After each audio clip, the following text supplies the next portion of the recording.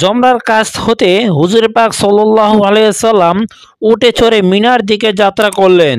হযরত বেলাল রাদিয়াল্লাহু আনহু তখন উটের লাগাম ধরে নিয়ে যাচ্ছিলেন। চারিদিকে আনসার, মুজাহিদ এবং অন্যান্য অসংখ্য মুসলমানগণ সমুদ্র ধারার ন্যায় সঙ্গে সঙ্গে সারিবদ্ধভাবে চলছিলেন।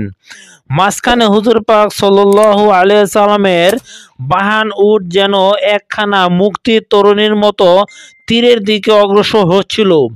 এ সময় হুজুর পাক সাল্লাল্লাহু আলাইহি সাল্লাম সাথীগণকে জিজ্ঞেস করলেন, আজ কোন দিন? লোকজন জবাব দিল, আল্লাহ রাসূল সাল্লাল্লাহু আলাইহি সাল্লামই তা ভালো জানেন। নিশ্চয় আজ কুরবানির দিন। এখন কোন মাস? আল্লাহ রাসূল সাল্লাল্লাহু আলাইহি সাল্লামই ভালো জানেন।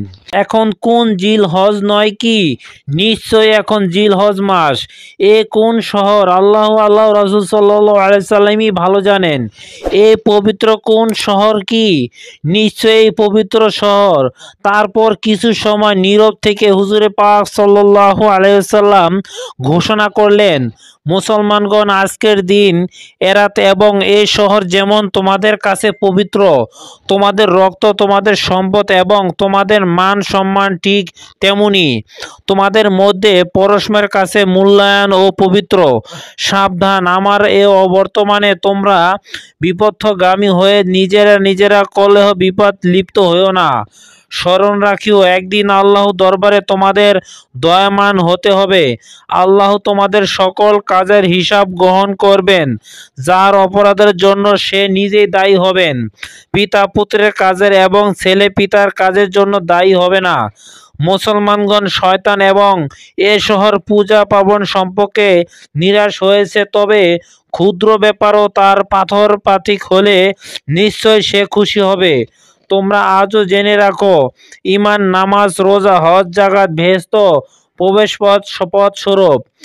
হে উপস্থিত জনতা, আমি সত্যের দাওয়াত তোমাদেরকে দিতে পৌঁছে দিলাম।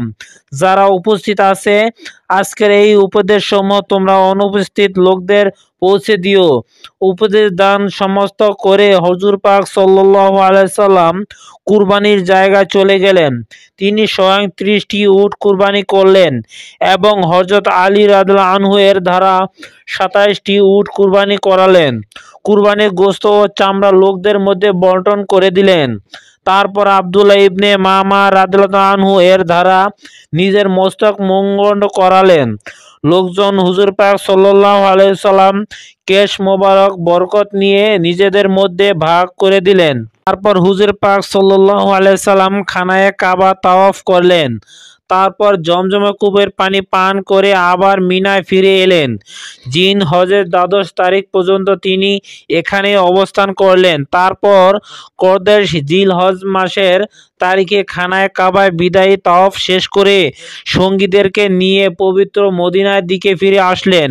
পথের মাঝে কূপের তীরে উপস্থিত হয়ে হুজুর পাক সাল্লাল্লাহু আলাইহি সাল্লাম সবমেত সাহাবীগণকে লক্ষ্য করে বললেন, আমিও তোমাদের মতো মানুষ মাত্র। হয়তো শীঘ্রই আল্লাহর তরফ হতে আমার কাছে আহ্বান আসবে এবং আমাকে তাকে সাড়া দিতে হবে। আমি তোমাদের কাছে দুটি বস্তু রেখে যাচ্ছি। এক, আল্লাহ তাআলার পবিত্র কোরআন, তা তোমাদেরকে সঠিক পথ দেখাবে। দুর্বারে তা ধরে থাকিও। দ্বিতীয়, আমার পরিপূর্ণ বর্গ, তাদের সঙ্গে আচার ব্যবহারের ক্ষেত্রে তোমরা মহান আল্লাহকে ভয় করে চলিও। ওই প্রসঙ্গে তিনি আরো বলেন, আমাকে যারা ভালোবাসে তারা যেন আলীকেও ভালোবাসে। এক সময় তিনি আকাশের দিকে চেয়ে বললেন, হে মাবুদ, যারা আলীর সাথে শত্রুতা করবে তুমিও তাদের শত্রু জানিও। এখানে কথা শেষ করে হুজুর পাক সাল্লাল্লাহু আলাইহি সাল্লাম আবার যাত্রা করলেন এবং যথাক্রমে মদিনা মুনাওয়ারা গিয়ে উপস্থিত হলেন। সম্মানিত ভিউয়ার্স, এতক্ষণ ভিডিওটি দেখলেন, কেমন লাগলো অবশ্যই কমেন্ট